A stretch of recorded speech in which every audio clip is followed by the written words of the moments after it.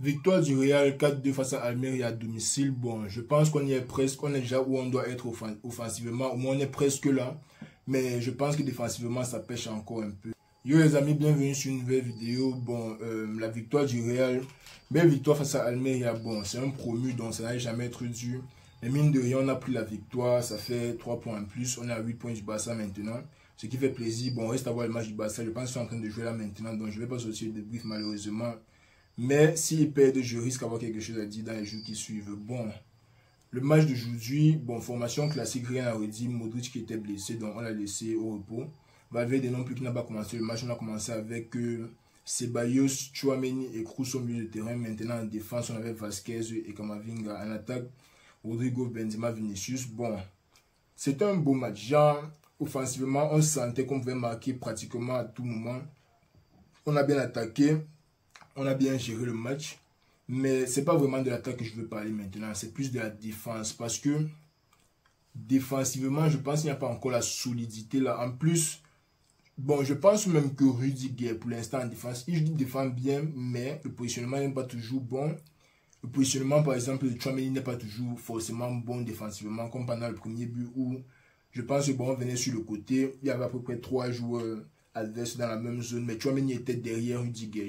Tchouaméni était littéralement en train de barrer Rudiger. Donc, je pense qu'on ne parle pas assez de ces trucs-là. On parle seulement de la faiblesse défensive du Real, mais il faut savoir pourquoi la défense est faible. Genre, on ne dit pas seulement que la défense est faible parce qu'ils encaissent beaucoup de buts. Il faut savoir pourquoi la défense encaisse beaucoup de buts et essayer de patcher ça. Donc, moi, je pense déjà qu'on doit être pas plus compact défensivement, mais que Tchouaméni doit beaucoup plus apporter son apport. Parce que Casemiro, par exemple, il était toujours dans la bonne zone pour faire la dernière récupération, là, ou bien le dernier bon tacle ou quoi que ce soit.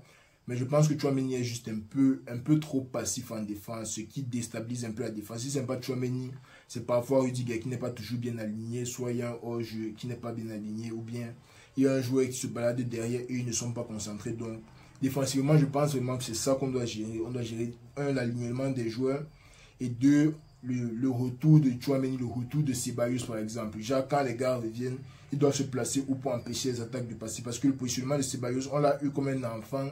Il ne savait même pas s'il y avait un joueur pour l'aider derrière. Lui, il est seulement parti sur la fin, ça a ouvert l'espace. Et l'espace dans lequel Tchouaméni devait être, pour peut-être dire à Ceballos que bon, je gère ici là, toi pas comme ça, ou bien bon, toi viens ici là, moi je vais gérer ici là. La communication n'était pas là, le positionnement n'était pas bon. Donc je pense que défensivement, on doit travailler sur ça, on doit être beaucoup plus fort. Toi qui as joué son match, on ne peut pas l'accuser ni pour le premier ou pour le deuxième but. Et la deuxième chose que je voulais aussi dire par rapport à notre équipe, c'est le laxisme. Parce que dans les 3 derniers matchs, j'ai remarqué ça, j'ai même dit ça dans ma dernière vidéo, que les joueurs jouent déjà un peu trop facilement. Et ça se voit sur tout le monde. Genre, il y a des joueurs qui sont toujours concentrés, comme peut-être Benzema et tout ça. Mais quand tu vois un joueur comme Vinicius, c'est son style de jeu, mais les derniers temps, c'est un peu plus exagéré que d'habitude. Bon, on ne va pas parler de Vinicius parce que lui, c'est son style de jeu comme ça. Mais même dans le milieu de terrain, dans la défense, les passes entre les gardiens et les défenseurs, les sorties de balles, tout ça, tout ça. Moi, je trouve ça un peu trop laxiste à ce moment de la saison, surtout qu'on va jouer contre les grandes équipes bientôt. Donc, je trouve ça un peu trop laxiste. Je pense qu'on doit travailler sur ce côté. Mais après, on sait que le Real arrive dans les grands matchs. Il n'y a pas les petites erreurs, il n'y a pas les blagues ou quoi que ce soit. Tout le monde joue propre. Mais on est quand même en train de jouer la Ligue. On est encore à 8 points du Barça. Donc, je pense vraiment qu'il faut boucler défensivement et foncer offensivement. Parce que le Barça n'est pas trop dans une bonne période. Bon, si je dis ça comme ça, ils sont en train de gagner, ça serait un peu bizarre à regarder. Mais le Barça n'est pas dans une bonne période là maintenant et on ne sait pas ce qui peut se passer. Donc, je pense qu'on doit être solide défensivement et offensivement. On doit jouer comme aujourd'hui. Genre, si je me plaignais de la défense, offensivement, le seul problème c'est que les buts n'entraient pas à un moment. Genre, la percussion de Rodrigo et Vinicius, leur déplacement, combinaison avec Benzema, Ceballos qui donnait les bons ballons, Tchouaméni qui récupérait parfois, bon la plupart du temps, on va pas se mentir, sauf sur les 2 buts, mais Tchouaméni qui récupérait la plupart du temps les bons ballons et savait comment les rapporter en attaque. Même les relances des défenseurs centraux parfaits, tout était bien fait.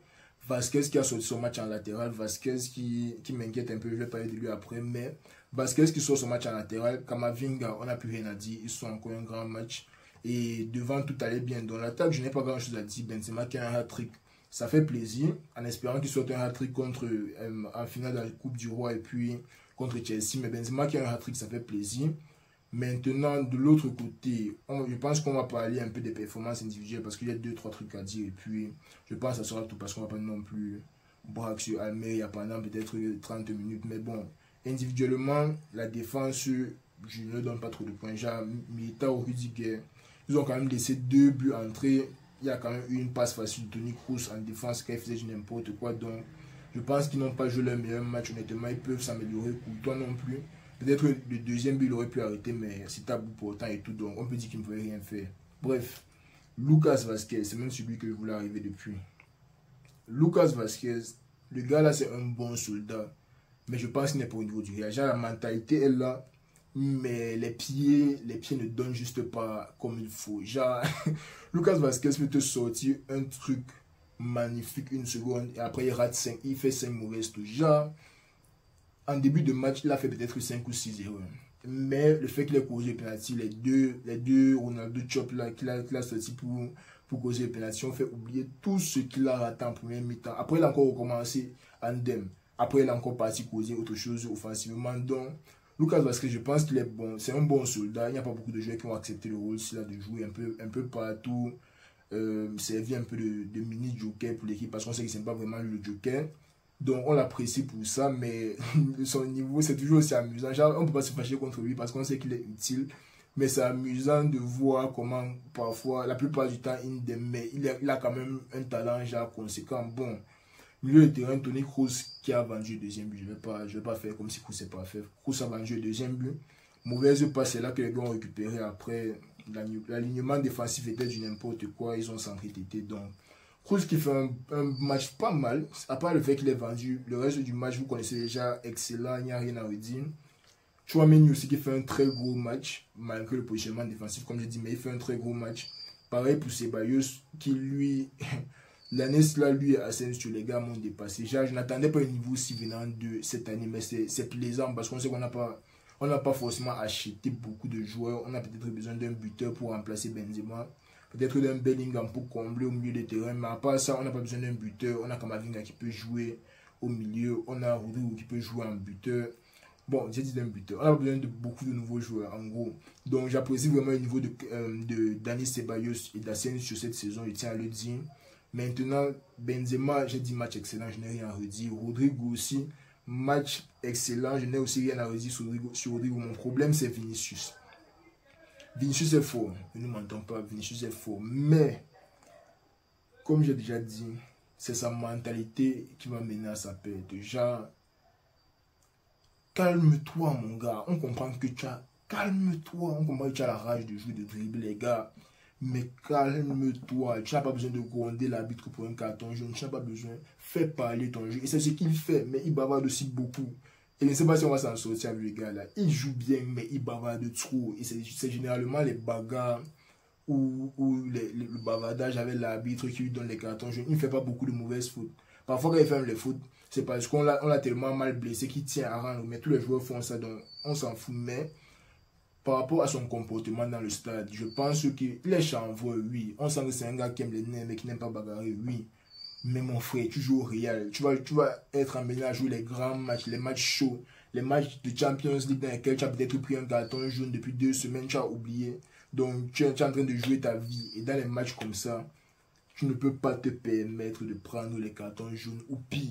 Parce que le pire reste à venir. C'est qu'ils prennent un carton rouge comme ça, ils nous laissent à 10 dans un grand match. Ce qui va me faire péter les plombs. Je ne vais pas vous mentir.